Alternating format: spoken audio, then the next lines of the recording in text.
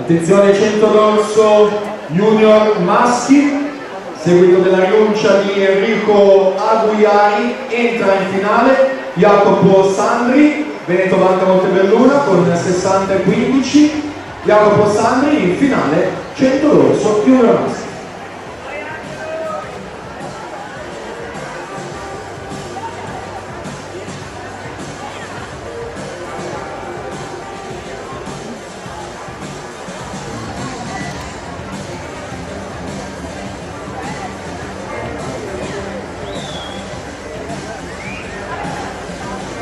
Presentiamo la terza unica batteria, Riccardo Visentini il 2, Alessandro Curto il 3, Angelo Comunello il 4, Francesco Visentini il 5, Mario Spini il 6, Lorenzo D'Amico il 6.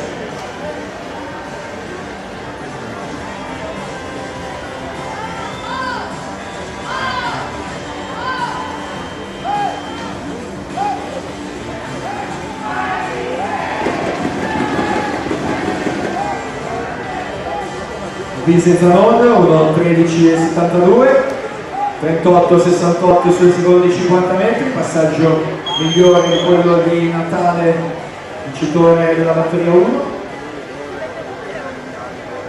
Cesare Bosata, 41.10 sui secondi 50, Marco Garzalioli, 41.62.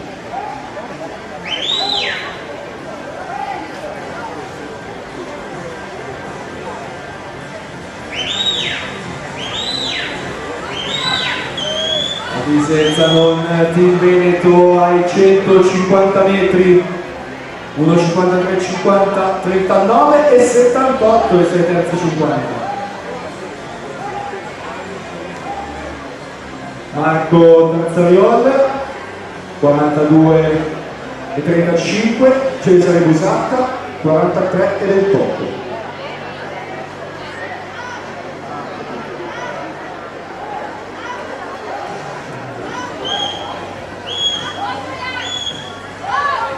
Dunque il Zanon andrà sicuramente in testa alla classifica quando poi mancherà l'ultima batteria dell'anno 2003, 2.32 e 81 per il portacolori del Team Veneto, lotta per la seconda e terza posizione di questa batteria numero 2, Marco Tazzariotto 2.44.05, Cesare Busacca 2.44.4.